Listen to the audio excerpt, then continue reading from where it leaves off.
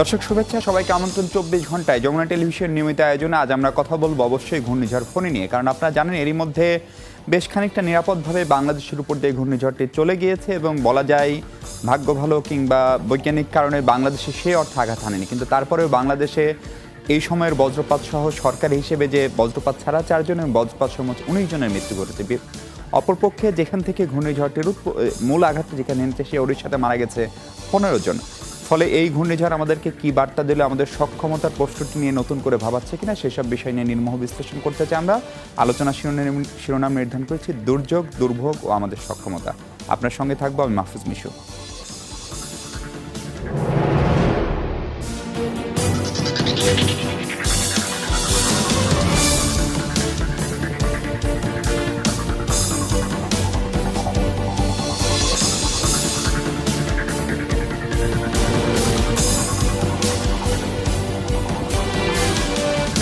দর্শক, এই বিষয়ে আলোচনার জন্য আমাদের সঙ্গে স্টুডিওতে আছেন জনাব এজিএম গোলাম রাব্বানী। তিনি ঘূর্ণিঝড় প্রস্তুতি কর্মসূচির সাবেক আঞ্চলিক কর্মকর্তা। আমাদের সঙ্গে আছেন ফাউন্ডেশন ফর ডিজাস্টার ফোরামের সদস্য সচিব জনাব গহর নাঈম ওয়ারা, এবং আছেন ব্র্যাকের হিউম্যানিটেরিয়ান প্রোগ্রামের কর্মসূচি প্রধান জনাব শশাঙ্ক সাদি।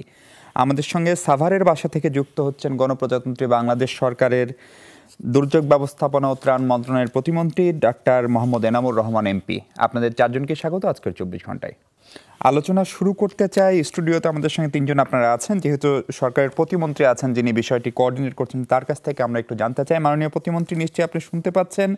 আপনার কাছে আপনাকে শুরুতে অভিনন্দন জানাতে চাই, কারণ অনেক বিশেষজ্ঞ, কালকেও এখানে আমরা আলোচনা করছিলাম যে এবারে আমাদের কোঅর্ডিনেশন বা সমন্বয়ের অভাবের যে কথাটা আমরা বলছিলাম, অনেকেই বলছেন যে এবার সেই সমন্বয়টি ভালো হয়েছে, সেটি নিঃসন্দেহে প্রশংসার দাবিদার। ফলে এখন ঝড় পরবর্তী যে অবস্থা, সেখানে ক্ষয়ক্ষতি কেমন হলো এবং সেটি নিয়ে আপনাদের পরিকল্পনা কি, বা সেটি অ্যাসেসমেন্ট করতে পেরেছেন কিনা এখন পর্যন্ত, যদি একটু শেয়ার করেন।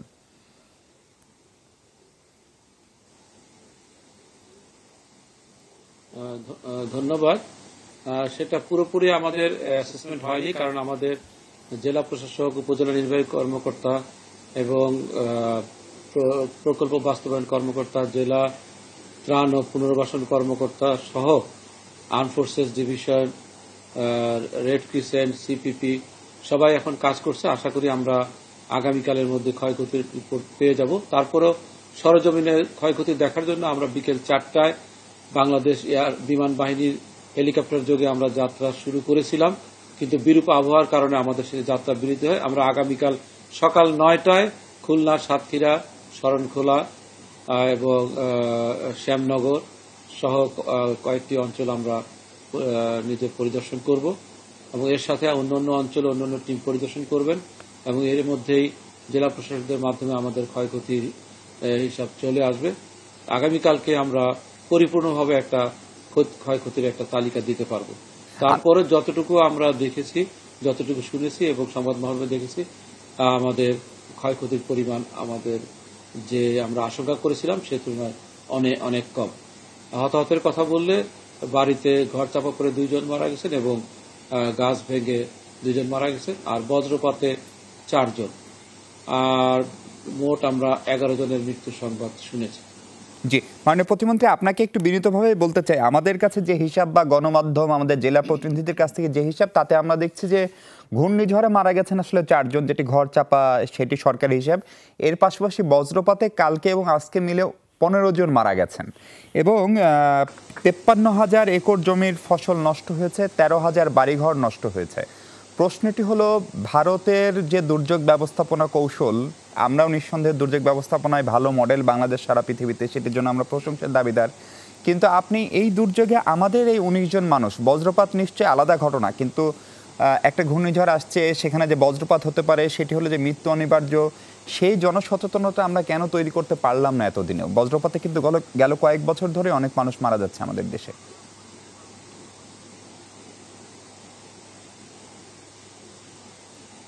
বজ্রপাতের সচেতনতার জন্য কিন্তু আমরা কাজ করছি। আমরা রেডিও, টেলিভিশনের প্রচারণা চালিয়েছি, লিফলেট, পোস্টার, ব্যানারের মাধ্যমে আমরা প্রচারণা চালিয়েছি। এমনকি আমরা দুর্যোগ ব্যবস্থাপনা ত্রাণ মন্ত্রণালয় থেকে ভূমিকম্প, অগ্নি নির্বাপনের যে মহড়াগুলো করেছি, সেই প্রত্যেকটা মহড়াতেই কিন্তু আমরা বজ্রপাতের জন্য করণীয় কি সেই লিফলেটগুলো আমরা বিতরণ করেছি।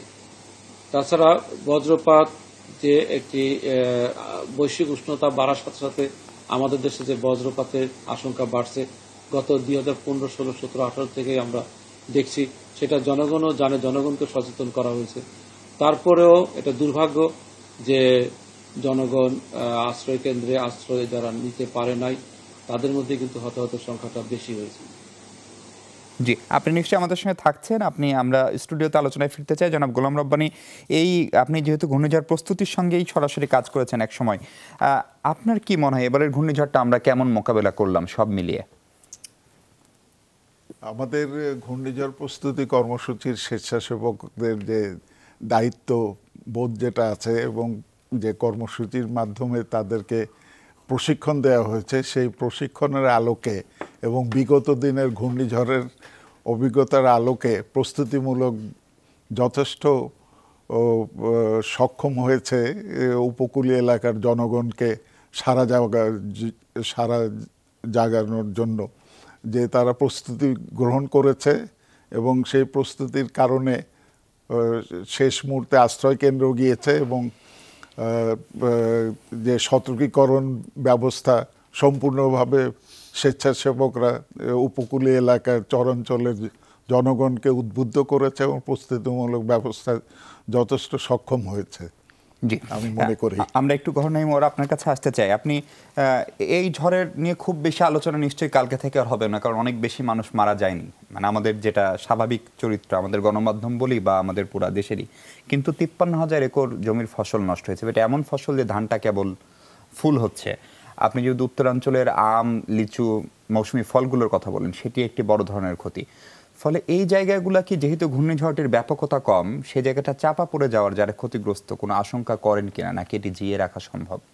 না, ধন্যবাদ আপনাকে। আসলে ক্ষতি আমরা সবসময়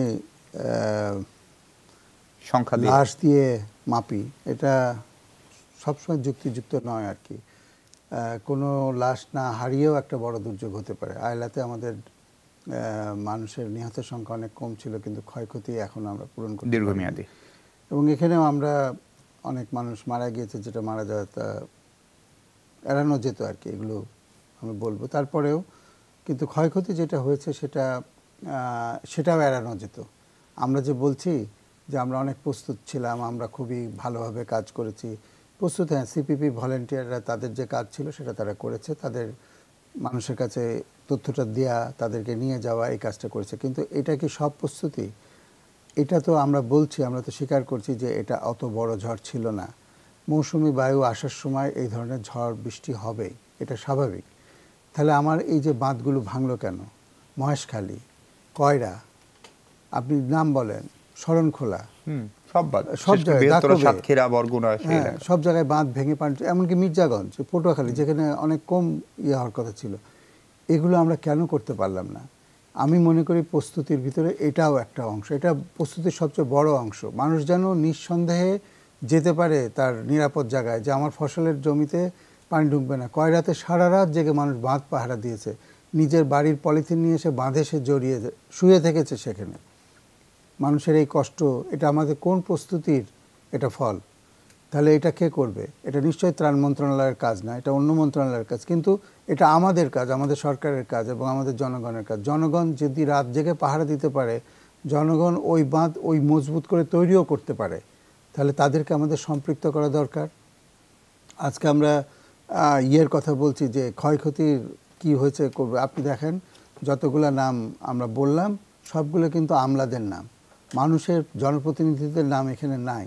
তাহলে জনগণ এখানে নাই, জনগণকে এটার সাথে সম্পৃক্ত করেন, সেটাই হচ্ছে সবচেয়ে বড় প্রস্তুতি। এটা আমাদের মাথায় রাখতে হবে। এমনকি সিপিপি, এটা আমরা বলছি না, কিন্তু আমরা তো জানি তার ভিতরে কী রক্তক্ষরণ হচ্ছে। সিপিপির ভলেন্টিয়াররা কী দুর্বিষহ পরিশ্রম করে এই কাজগুলো করেছে, কিন্তু তাদের একটা নাস্তার পয়সা নাই, তাদের গাড়ি ভাড়া নাই। এটার জন্য এখন আমাদের বলতে হচ্ছে ফেডারেশনের কাছে যে ভাই তোমরা এই পয়সাটা দাও। এটা কেন বলতে হবে তাদের? সিপিপির ভলেন্টিয়াররা যে কাজ করছে সেটা তো ধরেন আমরা আমাদের রক্ত দিয়ে তাদের সে ঋণ শোধ করতে পারবো না, কিন্তু তাদের একটু সামান্য নাস্তার পয়সা আমরা দিতে পারি না। এই জায়গাগুলোতে আমাদের আসলে চিন্তা করতে হবে আমরা কিভাবে এই কাজগুলোকে আগিয়ে নিয়ে যেতে পারি। এবং আমাদের দীর্ঘমেয়াদী প্রস্তুতি এবং একটা টেকসই ব্যবস্থাপনার কথা বলছেন। অবশ্যই, এবং আমাদের এটা সার্বিকভাবে ভাবতে হবে। এটা তো ঝড়ই না, এটা সাধারণ স্বাভাবিক ঝড়। এই ঝড়টা আমাদের বর্ষা মৌসুম আসার জন্য দরকার, কিন্তু তাতেই যদি আমাদের এই 5-6 জায়গার আমি কথা বললাম, আরও কত জায়গা আছে আমরা জানি না, বাঁধগুলো যদি না টেকে, আমাদের তো বড় বন্যা আছে, এবং আমাদের ভাদ্র মাসে যে কোনো রকম ডিপ্রেশন ছাড়াই যে বড় জোয়ার হয়, সেই জোয়ারে তাহলে আমরা কোথায় যাব?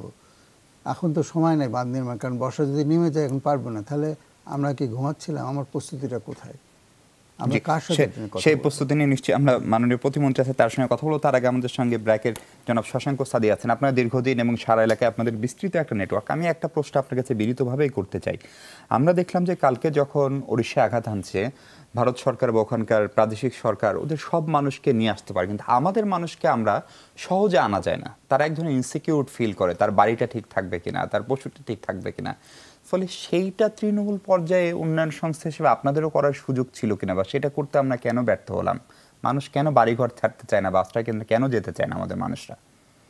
আমার মনে হয় ব্যর্থ হলাম কথাটা বলার আগে যেটা নাইম ভাইয়ের কথা সূত্রে বলি, যে এবারের ঝড়ের আসলে ব্যাপকতাটা বা প্রভাবটা সাধারণ মানুষ কিন্তু ওরকম করে অনুভব করেনি, এবং তাদের তো এই যে ইন্ডিজিনাস জ্ঞান আছে সেটা দিয়ে কিন্তু তারা বুঝতে পারে যে ঝড়ের ব্যাপকতা কেমন হবে। তার ফলে আমরা প্রস্তুতির দিক থেকে যেটা করেছি সারা দেশে, সেটা একটা বড় ব্যাপার যে আমাদের প্রতিষ্ঠানের যারা একেবারে তৃণমূল পর্যায়ের কর্মীরা আছে তারা জনগণের সাথে রাত জেগে কাজ করেছেন। আমাদের একটা প্রক্রিয়া আছে যে আমরা এটাকে বলি উপজেলা ডিজাস্টার ম্যানেজমেন্ট কমিটি। সরকারের যে কমিটি আছে তারই পাশাপাশি আমাদেরও নিজস্ব একটি কমিটি আমাদের প্রস্তুতির জন্য আছে। তারা জেলা ভিত্তিক, তারা প্রত্যেকেই সরকার শুধু না, একেবারে জনগণের কাছে যেখানে আমাদের প্রোগ্রামগুলো হয় তাদের সাথে থেকে কাজ করে তাদেরকে বুঝিয়েছেন, উদ্বুদ্ধ করেছেন। তবে যেহেতু ব্যাপকতাটা ওরকম ছিল না সমস্ত জায়গায়, সেই জন্য অনেক জায়গাতেই মানুষ আসেনি। এবার মানুষ স্বেচ্ছায় এসেছেন। আমাদের যে অফিসগুলো যেগুলো আছে সেগুলো কিন্তু তারা ব্যবহার করেন যখন জরুরি কাজ এরকম অবস্থা হয়, এবং আমাদের অনেকগুলো অফিসই তারা নিজেরাই চলে এসেছেন। তো এইটা হয়েছে। তবে আপনি যেটা বলছেন যে কেন আসে না, দুটো কারণ আপনার কথা সূত্র ধরি। একটা হচ্ছে যে তার যে ছোট্ট ঘরটা, সেই ঘরটা হয়তো উড়ে যাবে, কিন্তু ঘরের ভেতরে তার যে আনুষঙ্গিক জিনিসগুলো, সেগুলো নিরাপত্তা আমরা তো এখনো দিতে পারি না। মানে ব্যাপারটা তুলনা করা ঠিক হবে না, কিন্তু ভারতে মানুষ ঘর ছেড়ে গেলে চিন্তা করে না যে তার ঘর লুট হয়ে যাবে অনেক জায়গাতেই, কিন্তু আমাদের এখানে এখনো পর্যন্ত সেই অবস্থা নেই বা আমরা করতে পারিনি। দ্বিতীয়ত আবার ঘুরে ফিরে কথাটা আসে যে আমরা যতগুলো শেল্টার বানিয়েছি সেখানে তো তার এই ছোট্ট সম্পদ বা তার দুটো ছাগল, দুটো গরু, এটা নিয়ে যাওয়ার ব্যবস্থা নেই। তাহলে সে নিয়ে গেলে সে যে কোথাও রাখবে, অথবা একসময় করা হতো কিল্লা, যেটা নামই দেওয়া হচ্ছিল মুজিব কিল্লা, এই জিনিসটাও আমরা কিন্তু আর পরবর্তী সময় রাখিনি, যেগুলো আমাদের ভালো ব্যবস্থা। তো সব মিলিয়ে আসলে আমরা যেটা দেখছি আমাদের নিজেদের কর্মসূচির মাধ্যমে যে এগুলো মানুষকে অনেক বেশি প্রতিবন্ধকতা তৈরি করে।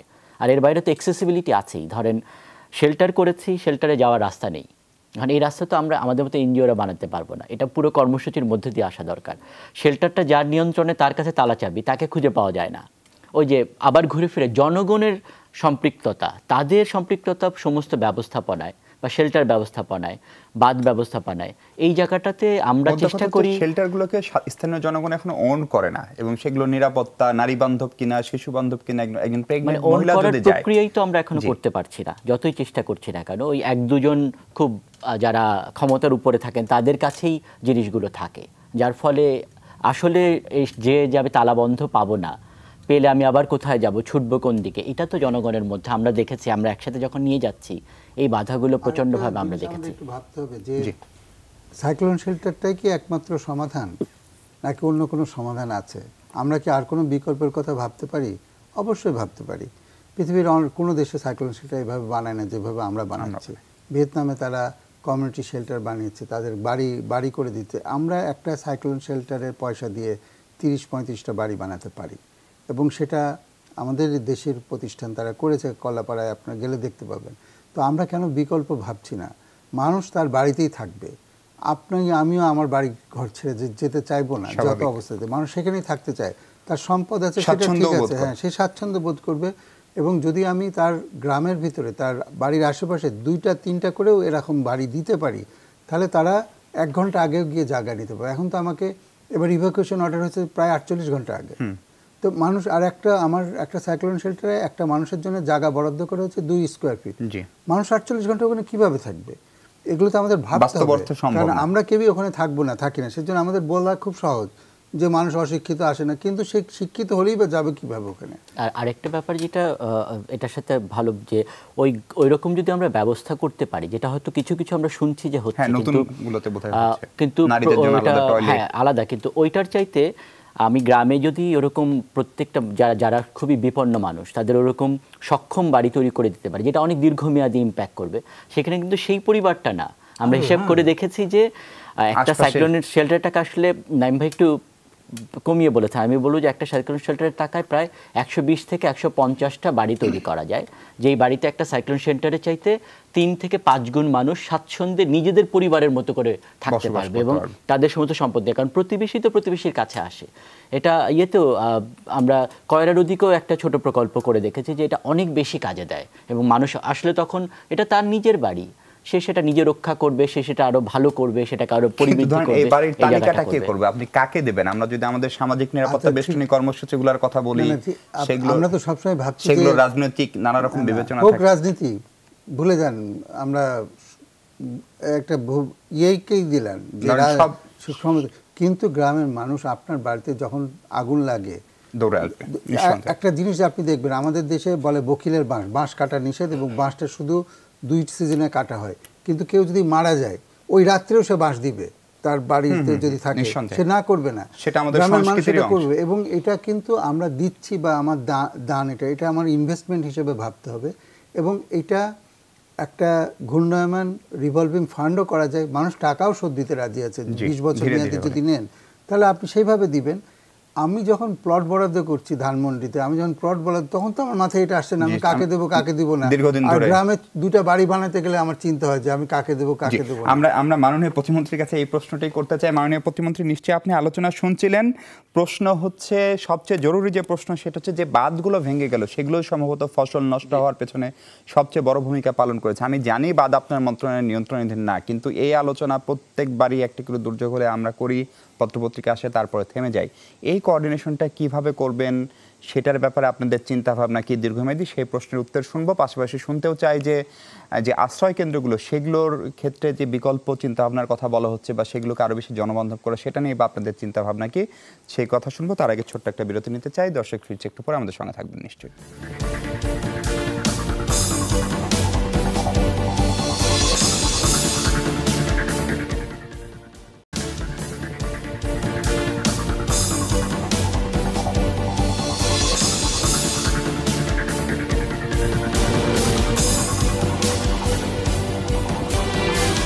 দর্শক অনেক ধন্যবাদ সঙ্গে থাকার জন্য। আমরা ঘূর্ণিঝড় ফোন নিয়ে কথা বলছি। সরকারের প্রতিমন্ত্রী ত্রাণ ও দুর্যোগ ব্যবস্থাপনা মন্ত্রণালয়ের ডাক্তার এনামুর রহমান এমপি আছেন আমাদের সঙ্গে। মাননীয় প্রতিমন্ত্রী, আপনার কাছে জানতে চাচ্ছিলাম, এই যে বাঁধগুলো যে এরকম অবস্থা হলো এবং বাঁধগুলো একেবারেই টেকসই না, এগুলো প্রতি বছরই ভাঙে এবং সঠিক সময় ব্যবস্থাপনা নেওয়া হয় না, এই দায়টা আসলে কে নিবে? এবং পানি উন্নয়ন বোর্ডের বিরুদ্ধে প্রচুর লেখালেখি হয়, অনেক রিপোর্ট হয়, অনেক কথাবার্তা হয়, কিন্তু কাজের কাজ শেষ পর্যন্ত হয় না, সেটা আমাদের বাস্তব অভিজ্ঞতা। পাশাপাশি এই আশ্রয় কেন্দ্রগুলোকে কিভাবে জনবান্ধব করা যায় বা তার কোনো বিকল্প চিন্তা ভাবনা আপনার মন্ত্রণালয় করছে কিনা?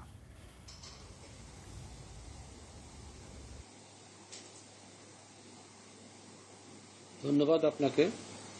এই ঘূর্ণিঝড়ের পূর্বাভাস পাওয়ার পরে আমরা কিন্তু 2টি আন্তঃমন্ত্রণালয় সভা করেছি, সেখানে 22টি মন্ত্রণালয় অংশগ্রহণ করেছিল, সেখানে পানি সম্পদ মন্ত্রণালয়ের প্রতিনিধিও ছিল। সেখানে কিন্তু বাঁধের ব্যাপার নিয়ে আলোচনা করা হয়েছে এবং তারা বাঁধগুলো অবস্থা বর্ণনা করেছেন এবং তারা বলেছেন যে বাঁধের অবস্থা ভালো।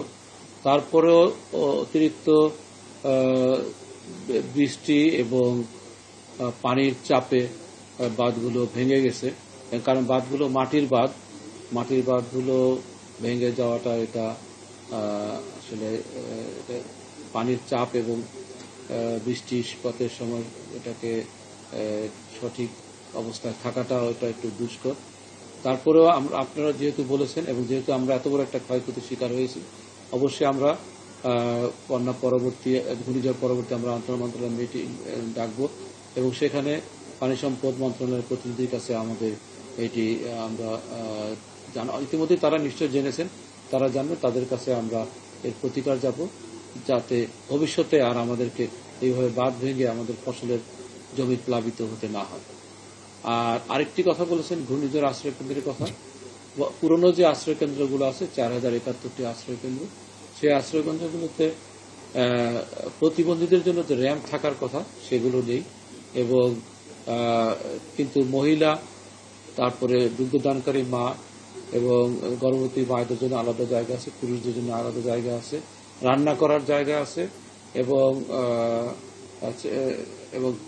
সেপারেট টয়লেটও আছে, এবং সেখানে ডিপ টিউবওয়েল আছে, এবং পানি রিজার্ভের জায়গা আছে, এবং সোলার সিস্টেমও দেওয়া আছে। আর নতুন করে আমি দায়িত্ব নেওয়ার পরে আরো 220টি সাইক্লোন শেল্টারের নির্মাণ কাজ প্রায় সম্পূর্ণের দিকে। সেগুলোতে আমরা প্রতিবন্ধীদের জন্য র্যাম্প দিয়েছি, এবং প্রতিবন্ধীদের আশ্রয়ের জন্য আলাদা কক্ষ রাখা হয়েছে, এবং বাকি সুযোগ সুবিধা একই রকম রেখে সেখানে রেইন ওয়াটারকে প্রিজার্ভ করে হারভেস্টিং এর জন্য ব্যবস্থা করা হয়েছে। আরেকটি জিনিস আমার আরেক ভাই এখানে আলোচনা করতেছিলেন যে শুধু আশ্রয় কেন্দ্র কেন, আশ্রয় কেন্দ্র টাকা দিয়ে অনেকে ঘর করা যায়।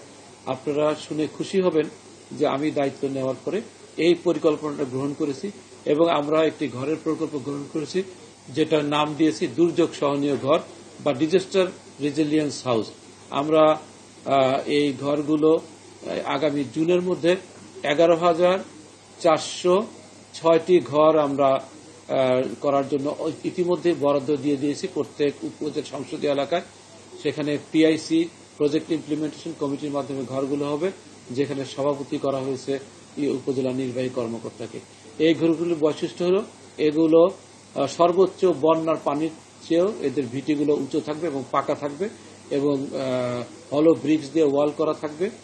এবং ডাক্তার ইনাম, নিঃসন্দেহে এটি ভালো উদ্যোগ, এটি নিশ্চয়ই বাস্তবায়িত হলে দুর্ভোগ খানিকটা কমবে। কিন্তু একটা সম্পর্ক প্রশ্ন আপনাকে করতে চাই। আপনি বলছিলেন যে একটা সমন্বয় সভা করার কথা, যেখানে সব মন্ত্রণালয় 22টি মন্ত্রণালয় ছিল, এবং সেখানে পানি সম্পদ মন্ত্রণালয়ের পক্ষ থেকে আপনাদেরকে এই সিগন্যাল পাওয়ার পরেও জানানো হয়েছিল যে বাঁধগুলো ভালো আছে, কিন্তু শেষ পর্যন্ত দেখা গেল যে অনেকগুলো বাঁধই আসলে ভালো নেই, এবং ঘূর্ণিঝড়টি সত্যিকার অর্থে আসেনি যে পরিমাণ আঘাত হানার কথা। তাহলে সেটি আসলে পরিস্থিতি আরও কত ভয়াবহ হতে পারতো সেটা নিশ্চয়ই আপনি বোঝেন। ফলে এই তথ্যগুলা যারা দেন তারা তো এক ধরনের আসলে মিথ্যে কথা বলেন। তাদের এই মিথ্যের জন্য বহু মানুষের ফসল নষ্ট হয়। একজন কৃষক 1 মণ ধান ফলিয়ে এখন মাত্র 1 কেজি গরুর মাংস কিনতে পারে না। ফলে সেই কৃষকের দিকে আপনারা বা আপনার সরকার কি ভাববে তাদের যদি কোনো শাস্তি না হয়?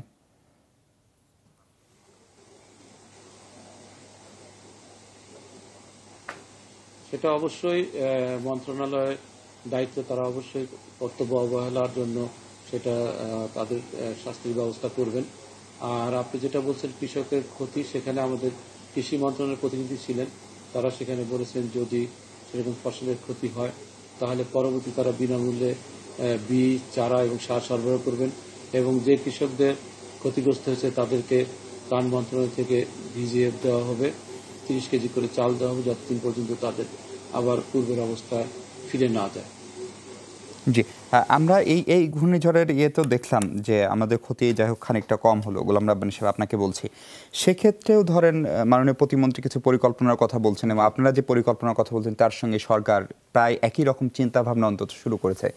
সেখান থেকে আগামী দিনগুলোতে এ ধরনের বন্যা, ঘূর্ণিঝড়, জলোচ্ছ্বাস মোকাবেলা আমাদের জন্য খানিকটা সহজ হওয়ার কথা নিশ্চয়ই। সহজ হবে, সক্ষমতাও বাড়বে, এবং ত্রাণ ও দুর্যোগ মন্ত্রণালয় থেকে ঘূর্ণিঝড় প্রস্তুতি কর্মসূচিকে আরও জোরদার করার জন্য, প্রশিক্ষণের জন্য এবং যন্ত্রপাতি দিয়ে নতুন করে সাজানো হচ্ছে, যাতে আল্লাহ না করুক ভবিষ্যতে যদি কোনো দুর্যোগ দেখা দেয় ঘূর্ণিঝড়ের কারণে, তাহলে স্বেচ্ছাসেবকরা যাতে আরও সক্ষমতার মাধ্যমে উপকূলীয় এলাকার চরাঞ্চলের জনগণকে উদ্বুদ্ধ করতে পারে, তাদেরকে আশ্রয় কেন্দ্রে নিয়ে যেতে পারে, সেদিক থেকে সরকার যথেষ্ট সহযোগিতা করতেছে। এবং স্বেচ্ছাসেবকরাও খুব খুশি এতে যে ত্রাণ মন্ত্রণালয় এগিয়ে আসছে এবং তাদের প্রশিক্ষণের ব্যবস্থা করেছে সরকার। হ্যাঁ, গভর্নর মোরা, আপনার কাছে যেটা জানতে চাই, এই পুরো প্ল্যানিংয়ের জায়গাটাই মনে হচ্ছে যে ধরেন এখন মাননীয় প্রতিমন্ত্রী যে উদ্যোগগুলোর কথা বললেন সেটা এই ঝড়কে কেন্দ্র করে অথবা আগে পড়ে, কিন্তু আপনি জানেন যে বছরের একটা বড় সময় তো এই কাজগুলো করা যায় না। ফলে একটা টেকসই দুর্যোগ ব্যবস্থাপনা নিশ্চয়ই সারা পৃথিবীর কোনো না কোনো মডেল আছে, সেই মডেলটা আসলে এরকম, অন্যরা কি করে তার সঙ্গে আমাদের তফাৎটা কোথায়, তফাৎটা কি আমাদের বোঝার? না, আমরা তো সবচেয়ে বেশি বুঝি, আমাদের বোঝার কোনো অসুবিধা নেই এবং সব জায়গায় দেখতে পাবেন, কিন্তু আমাদের কতগুলো জিনিস আছে যেগুলো, যেটা আমি শুরুতে বলছিলাম যে মানুষকে নিয়ে বোঝাটা একটা খুব জরুরি ব্যাপার, যে মানুষকে মাঝখানে দেখে তাকে ঘিরে কেন্দ্র করে এই বিষয়টাকে ইয়ে করা উচিত। এখন ধরেন আমাদের উত্তর বেতকাশি বা দক্ষিণ বেতকাশি কয়রাতে যে মানুষগুলো আছে তারাই আমাকে বলুক যে কি হলে এই সলিউশনটা কি হতে পারে, সেটা কোনো ব্যবস্থাপনা আছে কিনা। যেমন ধরেন আমি দু একটা কথা বলি, এখানে বাঁধের কথা আছে, বাঁধ মেনটেনেন্স হয় না। আপনি যদি পানি উন্নয়ন বোর্ডের আজকে এখানে কেউ থাকতো, উনি বলতেন যে আমাদের বাঁধ তৈরির জন্য পয়সা আছে, বাঁধ রক্ষণাবেক্ষণের জন্য পয়সা নেই, আমরা কি করব? এর খুবই সোজা উত্তর আছে, আমাদের কাছে উদাহরণও আছে। আমি অনেক চ্যানেলে বলতে বলতে আমার গলা শুকায় গেছে। আজ থেকে 15-20 বছর আগে চর ফ্যাশনে একটা বাঁধ তৈরি করা হয়েছিল, যে জনগণকে নিয়ে আমরা একটা করে দেখি। সেখানে জনগণকে লিজও দেওয়া হয়েছে, এত 40-50টা পরিবারকে পুরো বাঁধটা দেওয়া হয়েছে। তারা সেখানে, আপনি যদি এখনও যান, বাংলাদেশের যে কোনো বাঁধের চাইতে এটা শক্তিশালী বাঁধ।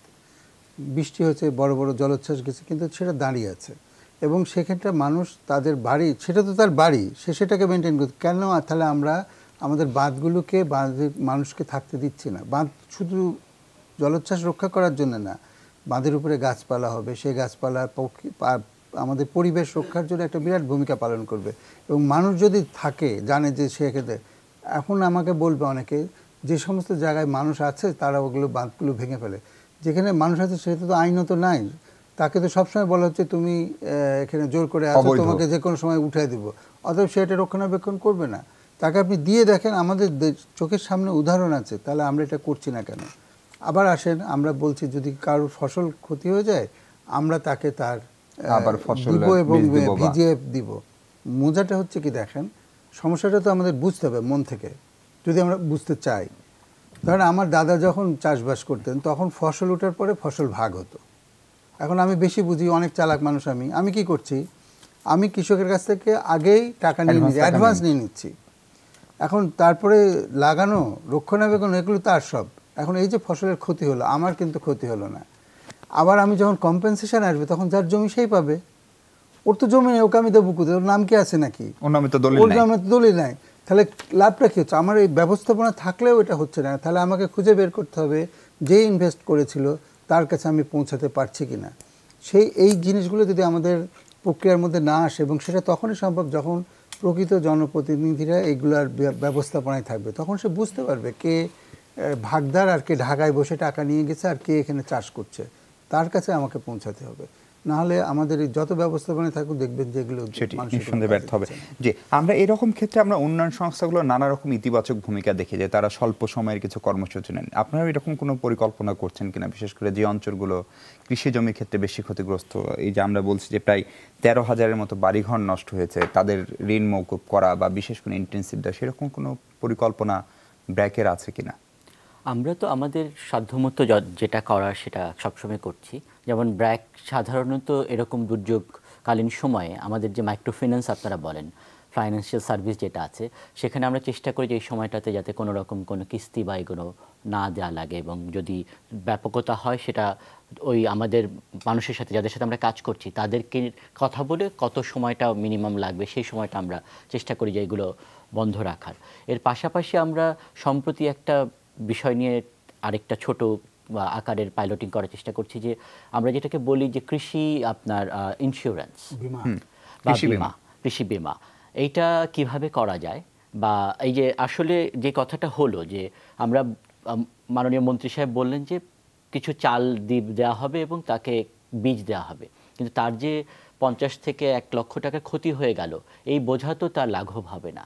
এটার জন্য আসলে আমাদের কোনো না কোনো নতুন প্রক্রিয়া ভাবতে হবে। তো আমরা ওরকম একটা জিনিস ভেবেছি যে বিমাটা কিভাবে করা যেতে পারে। আমরা এখনও ব্যাপক আকারে করতে পারছি না বা করার মধ্যে নেই, তবে আমাদের যারা মাইক্রো ফাইন্যান্সের বেনিফিশিয়ারি তাদের জন্য একটি বিমা ব্যবস্থা হয়েছে, এবং তারা যদি কোনো রকম কোনো ক্ষতির সম্মুখীন হন, সেই বিমা ব্যবস্থা, সেটা প্রাকৃতিক দুর্যোগকেও সেটা কভার করে। হ্যাঁ, এবং এটা একদমই বলা যায় যে প্রফেশনাল বিমা ব্যবস্থার মধ্যে দিয়ে এটা যাচ্ছে।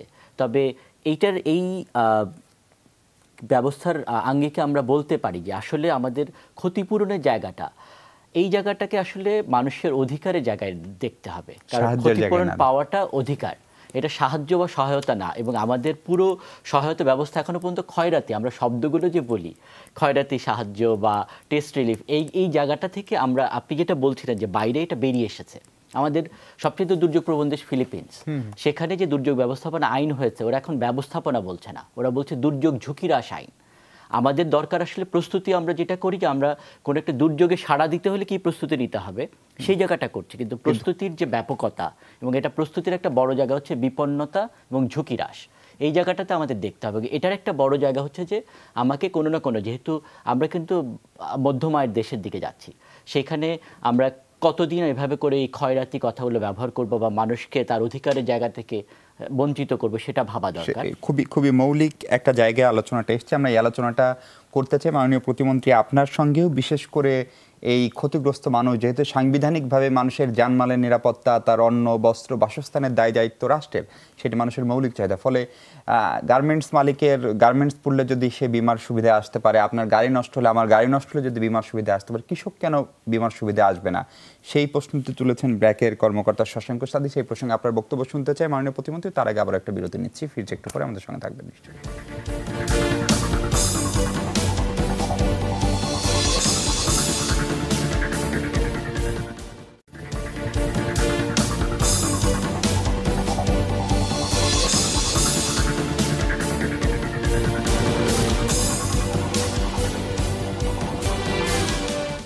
দর্শক, দুর্যোগ দুর্ভোগ আমাদের সক্ষমতা শিরোনামে আলোচনা করছি আমরা। আমাদের সঙ্গে দুর্যোগ ব্যবস্থাপনা প্রতিমন্ত্রী ডাক্তার এনামুর রহমান এমপি আছেন। প্রতিমন্ত্রী মহোদয়, আপনার কাছে বিরতির আগে যে প্রসঙ্গের অবতারণা করছিলাম যে গার্মেন্টস মালিক যদি তার গার্মেন্টসে আগুন লাগলে ক্ষতিপূরণ হিসেবে ইন্স্যুরেন্সের নিশ্চয়তা পায়, আপনি যদি আপনার গাড়ির নিশ্চয়তা পান, তাহলে কৃষক কেন পাবে না? সেটি একেবারেই নীতিগত সিদ্ধান্ত। সে আলোচনাটি ধরেন ব্র্যাক ভাবছে খুবই ছোট পরিসরে, তাদের পক্ষে তার জাতীয়ভাবে করা সম্ভব না। আপনারা করতে পারেন কিনা, বা এরকম চিন্তাভাবনা আপনার সরকার, আপনার মন্ত্রণালয় উদ্যোগটা নিতে পারে কিনা?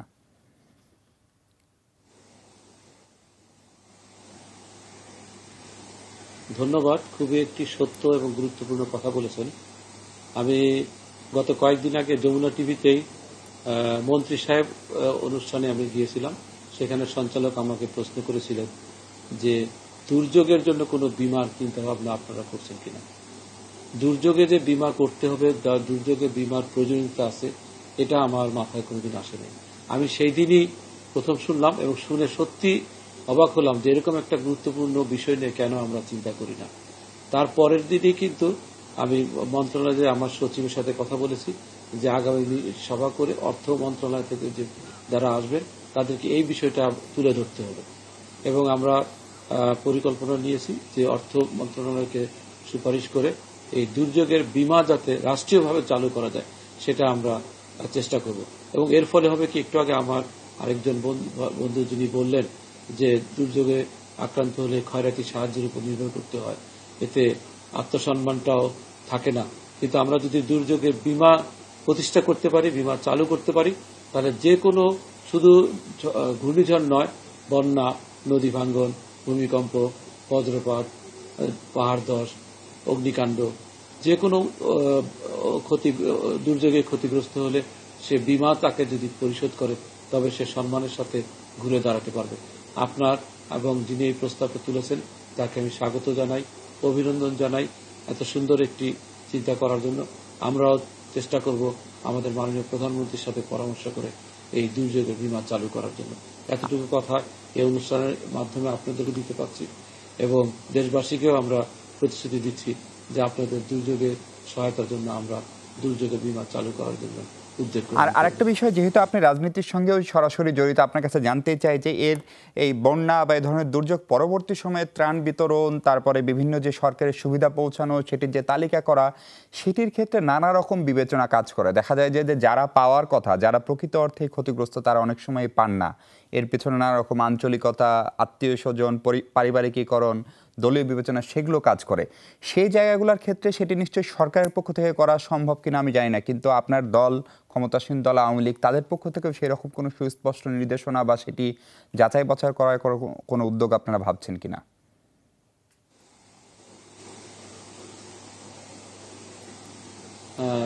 এটা আপনি জানেন যে আমাদের মাননীয় প্রধানমন্ত্রী অনেক আগেই ঘোষণা দিয়েছেন যে ত্রাণ নিয়ে কোনো নয় ছয় তিনি সহ্য করবেন না।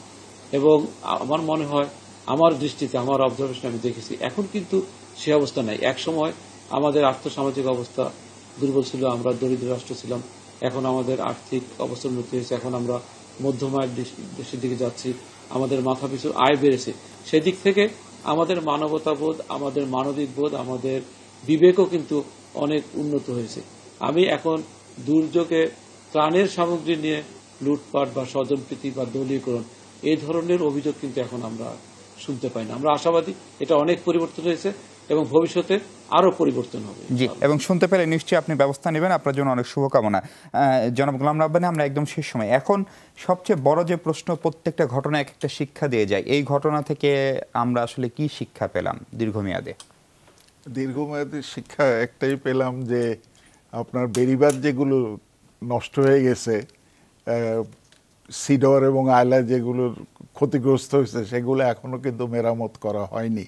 এটা জরুরি ভিত্তিতে সরকারের পদক্ষেপ নেওয়া উচিত, যাতে করে গরিব জনগণ, চর অঞ্চলের লোকজনদেরকে, উপকূল এলাকার লোকজনকে রক্ষা করার জন্য এবং শস্য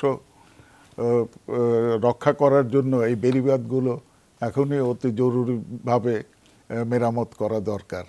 আর উপকূলীয় এলাকায় যে 56,000 ভলান্টিয়ার রয়েছে, সেই ভলান্টিয়ারদেরকে জোরদার করার মতো বর্তমান মন্ত্রী মহোদয় ব্যবস্থা নিয়েছে, প্রশিক্ষণের ব্যবস্থা নিয়েছে, যন্ত্রপাতি দিয়েছে। এতে করে এই কর্মসূচি আরও ভালোভাবে আগামীতে দুর্যোগ মোকাবেলায় আরও ভালো ভূমিকা রাখতে পারবে। জি, ঘরনাই মহড়া, আমরা জানি যে আমাদের অনেকগুলো কমিটি রয়েছে, সম্ভবত 5টি কমিটি। 1 নম্বর কমিটিটি মাননীয় প্রধানমন্ত্রীর সভাপতিত্বে। প্রশ্ন হচ্ছে, তারপরেও এই বেড়িবাঁধগুলো, এই কাজগুলো হয় না, আশ্রয় কেন্দ্রগুলো হয় না, তার মানে নিশ্চয়ই কোথাও একটা সমন্বয়ের অভাব রয়েছে।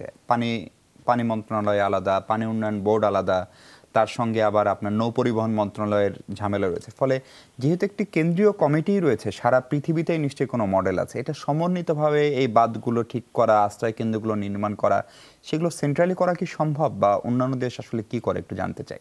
সেন্ট্রাল না, আসলে ডিসেন্ট্রালাইজেশনই হচ্ছে আমাদের সবচেয়ে বড় সমাধান। এবং সেটা যেহেতু আমাদের সংবিধানে আছে, প্রশাসনের প্রত্যেকটা স্তরেই জনপ্রতিনিধির মাধ্যমে চালাতে হবে, অংশগ্রহণের মধ্যে, সেই জায়গাটায় আমাদের গভর্নেন্সের ওই জায়গাটায় আমাদেরকে হাত দিতে হবে, স্থানীয় সরকার। এবং আমাদের যে কমিটিগুলো আছে, এই কমিটিগুলো শুধু দুর্যোগের সিগন্যাল হলে যে মিটিং করতে হবে তা কিন্তু সারা বছর করতে হবে। এবং একটা বছরের শুরুতে একটা পরিকল্পনা করে সেটা আমাকে তখন ওটাকে মনিটরিং করতে হবে, ঝড় হোক বা না হোক যেন আমার এইগুলো ঠিক হয়। তার ভিতরে আমাদের কৃষির কাজ আছে, আমাদের বাঁধের রক্ষণাবেক্ষণের কাজ আছে, নানান ধরনের কাজ আছে, যেটা আসলে রিস্ক, মানে আমাদের যে আছে, ক্ষয়ক্ষতির যে সম্ভাবনা আছে সেটাকে কমিয়ে ফেলার যে প্রক্রিয়া, সেটা আমার উন্নয়ন প্রক্রিয়ার অংশ হিসাবে এটাকে নিতে হবে। এটা ডিজাস্টার আলাদা, ডেভেলপমেন্ট আলাদা, এইভাবে না ভেবে একটা ভেবে, এবং সেটাই আমাদের ভবিষ্যতে একটা চাবিকাঠি হতে পারে। সম্ভবত সেটা করার জন্যই আমাদের একটি মন্ত্রণালয় আছে। পৃথিবীর সম্ভবত খুব কম দেশে দুর্যোগ ব্যবস্থাপনার জন্য আলাদা মন্ত্রণালয়। আমরা নাম চেঞ্জ করেছি, দুর্যোগ ব্যবস্থাপনা মন্ত্রণালয় হয়েছে, কিন্তু দুর্যোগ ব্যবস্থাপনা মন্ত্রণালয় যেটা আমাদের মন্ত্রী মহোদয় বললেন, এটা অন্য মন্ত্রণালয়ের দায়িত্ব বাঁধের, তো সেটা তো সব জায়গায় থাকবে, কিন্তু কাউকে একটা, সেই জন্য কমিটিগুলো করা হয়েছিল। কিন্তু কমিটিগুলো তো বছরের শুরুতে বসে, এবং এখনো হতে পারে, এই যে যে জায়গায় বাঁধের ক্ষতি হচ্ছে আমরা লিস্ট করে ফেলে এটা মেক ইট পাবলিক, এটা সকলকে বলা উচিত। এবং ধরেন যে জায়গায়, আমি খুব স্পেসিফিক উদাহরণ দিই, যে স্মরণ করে যে বাঁধটা ভেঙেছে, এই বাঁধটা সবচেয়ে দুর্বল জায়গাটায় তারা এখনো হাত দেয়নি। ওর বাঁধ কিন্তু নির্মাণ শুরু হয়েছে আজ থেকে আরো 2 মাস আগে, এবং যে জায়গাটায় না করলেও চলতো সেই জায়গা দিয়ে সে শুরু করেছে। এই যে প্রায়োরিটি করা, এটা মানুষকে নিয়ে যেহেতু এই প্ল্যানটা করতে, তাহলে কোন জায়গাটায় কাজটা আগে শুরু করবো, সে বলে দিত যে এখানে এই বগি বন্দরে তোমাকে আগে কাজ করতে হবে, কারণ ওখান দিয়ে পানিটা আসছে, আমাদের সময় এখানে আমাকে করতে হবে। তো এটা মানুষকে সম্পৃক্ত করা ছাড়া আর কোনো উপায় নেই। শশাঙ্ক, একদম শেষ সময়ের যে পরামর্শটা আপনারা সরকারকে দিতে পারেন, সুনির্দিষ্ট কোনো পরামর্শ যদি থাকে দুর্যোগ ব্যবস্থাপনা, এই ধরনের বন্যা, ঘূর্ণিঝড় মোকাবেলায় মানুষকে নিরাপদ রাখার ক্ষেত্রে কি করা উচিত? আমি তিনটা ছোট ছোট বিষয় বলবো। তার আগে যেটা যে দুর্যোগ ব্যবস্থাপনাটাকে একটা সমন্বিত প্রক্রিয়ার মধ্যে দিয়ে নিয়ে আসতে হবে, এবং এটা শুধুমাত্র জরুরি সহায়তার জন্য না, এটা ওই ঝুঁকি এবং বিপন্নতা হ্রাস এটাকে মাথায় রেখে এটার জন্য আমাদের যেটা করতে হবে যে বহুবিধ দুর্যোগ নিয়ে একসাথে ভাবতে হবে। আমরা শুধু সাইক্লোন হলে সাইক্লোন নিয়ে ভাবছি, বন্যা হলে বন্যা, এই জায়গাটা থেকে বেরিয়ে আসতে হবে। এবং আমাদের প্রত্যেকটা যেহেতু এবং জলবায়ু পরিবর্তনের কারণে বিভিন্ন ধরনের দুর্যোগ, যেমন বজ্রপাতের মতো ঘটনা অনেক বেশি বেড়ে যাচ্ছে, টর্নেডো এগুলো বাড়বে, এগুলোকে নিয়ে আমাদের ভাবতে হবে এবং এটার সাথে মানুষের সচেতনতা বৃদ্ধির জন্য কাজ করতে হবে। আশঙ্কাজনকভাবে আমাদের সচেতনতা বৃদ্ধির কাজ আমরা আমাদের ব্র্যাক বা এনজিওদের পক্ষ থেকে যতটুকু করি, সামগ্রিকভাবে জাতীয় ক্ষেত্রে কিন্তু কমে গেছে। আমরা অনেক বেশি ইনফ্রাস্ট্রাকচারাল জায়গাটাতে মনোযোগ দিয়েছি। এটার প্রভাব কিন্তু এই ছোট ছোট দুর্যোগের ক্ষেত্রে দেখা যাচ্ছে যে কীরকম ব্যাপক। 3 নম্বর হচ্ছে যে সক্ষমতা বৃদ্ধির জন্য আমার বরাদ্দ বাড়ানো। আমি শুধু ত্রাণের জন্য বরাদ্দ না বাড়িয়ে সক্ষমতা বৃদ্ধির জন্য বরাদ্দ বাড়ানো, এবং এটা বাজেটের সময় যে কাজটা হয় সমন্বিত আকারে, প্রত্যেকটা মন্ত্রণালয় একসাথে বাজেটটাকে একজনের সাথে আরেকজন শেয়ার করলেন এবং সবাই জেনে গেল যে কে কোন জায়গাটাতে সক্ষমতা বৃদ্ধি করছেন। আর শেষে আমি বলবো যে আমাদের কিন্তু খুব চমৎকার একটি দুর্যোগ ব্যবস্থাপনা আইন আছে। এটার প্রয়োগ এখনো পর্যন্ত আমরা দেখছি না এবং এটার প্রচার দেখছি না, অথচ এটাই মানুষের অধিকার বা রাষ্ট্রের যে দায়িত্ব, রাষ্ট্র যে কত বড় দায়িত্ব নিচ্ছে সেই জায়গাটা করছে। আমার মনে হয় এই জায়গাটাতে জোর দিয়ে এটার আলোকে জনগণকে সম্পৃক্ত করে আমাদের মতো এনজিওদের সম্পৃক্ত করে কাজটা করা শশাঙ্ক সাদিয়া, অনেক ধন্যবাদ গহর নাইমওয়ারা, অনেক ধন্যবাদ এজিএম গোলাম রাব্বানী এবং অনেক ধন্যবাদ মাননীয় প্রতিমন্ত্রী ডাক্তার মোহাম্মদ এনামুর রহমান এমপি। নিশ্চয়ই যে আলোচনাগুলো আসলো সেগুলো নিশ্চয়ই সরকারি নীতি নির্ধারকরা বিবেচনায় নেবেন, মানুষের নিরাপত্তার কথা ভাববেন এবং না হলে হয়তো উন্নয়নের যে বিশাল স্বপ্ন নিয়ে বাংলাদেশ এগুচ্ছে সেই যাত্রা বারবারই বিঘ্নিত হতে পারে। ভালো থাকবেন সবাই, থাকবেন যমুনা টেলিভিশনের সঙ্গে।